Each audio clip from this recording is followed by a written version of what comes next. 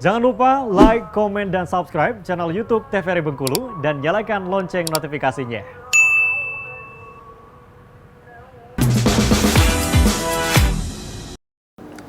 Obrolan pas di sini kita kembali lagi ngobrol bersama dengan Rido Prayuda SPD, salah satu penerima beasiswa LPDP dari Kementerian Keuangan ya. Nah, kita sebelum melanjutkan kembali nih yang mendorong juga seorang Rido juga untuk proses-proses seperti apa.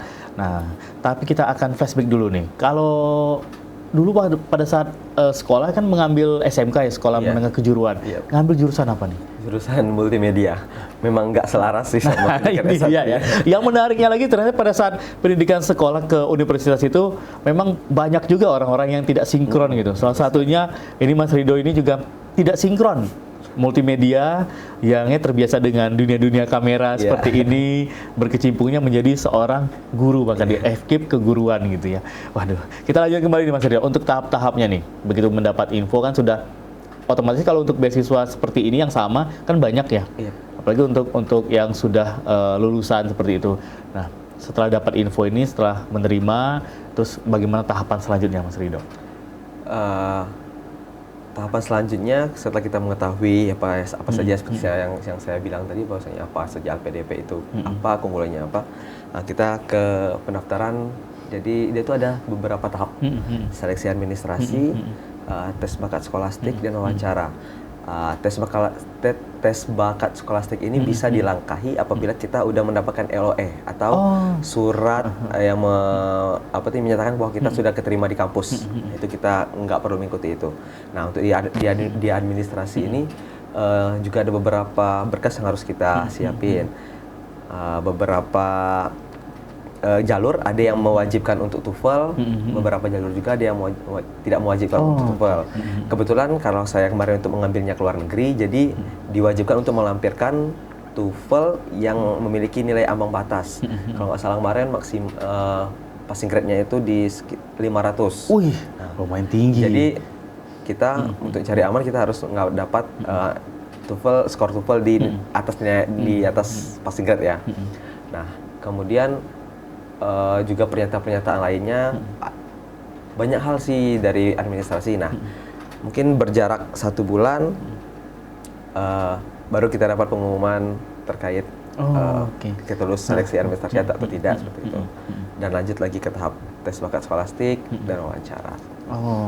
Berarti kalau untuk di saat sekarang ini sudah mengikuti berapa proses nih, Mas? Sudah selesai. Sudah selesai, semuanya sudah selesai.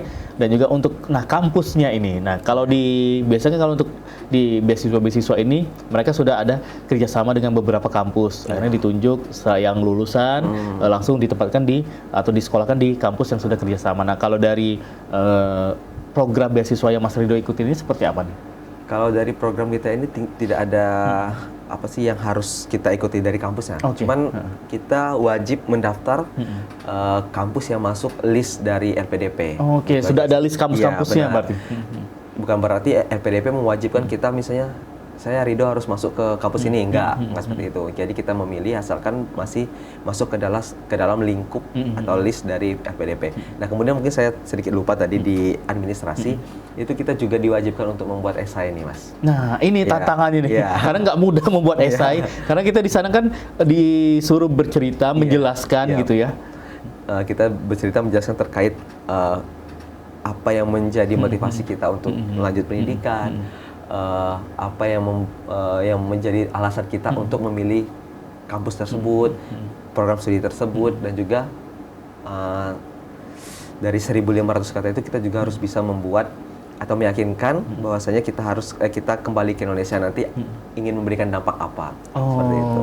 Jadi bukan hanya motivasi pada saat di awal yang harus dituliskan di esai gitu.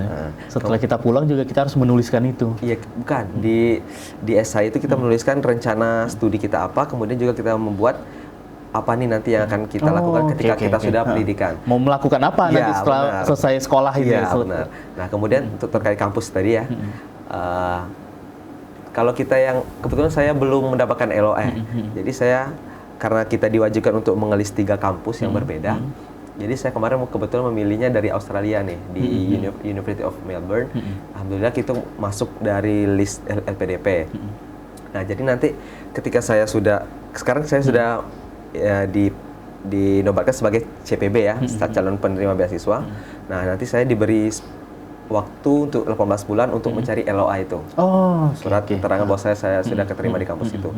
Jadi itu aja sih, nggak ada yang LPDP mewajibkan kita untuk masuk ke kampus A atau B, nggak ada. Oke, jadi sudah ada beberapa kampus, kita yang disuruh Iya, memilih sendiri ya, sesuai dengan tujuan kita itu. Oke, biar juga kita sekolahnya nyaman Iya, gitu ya. benar. Memang kehendak kita sendiri. Nah, tadi kan diceritakan Mas Ridho ada 3 minimal yang dipilih gitu ya. Iya. Nah, Mas Ridho pilih kampus mana aja nih?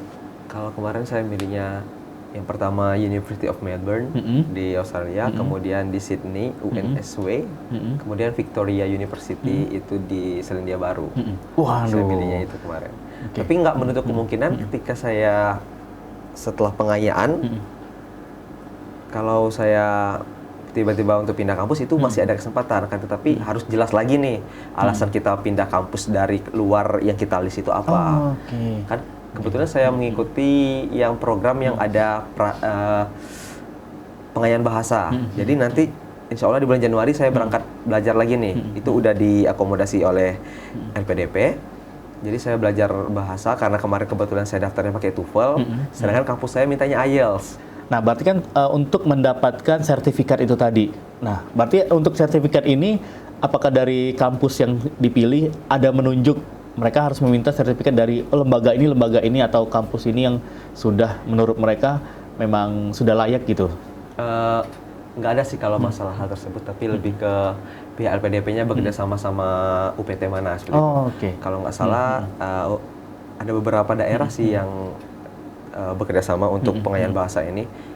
Di Jakarta, di Depok itu UI, kemudian di Bandung ada UPI, di Jogja ada UGM, kemudian ada lagi di Surabaya atau di Solo.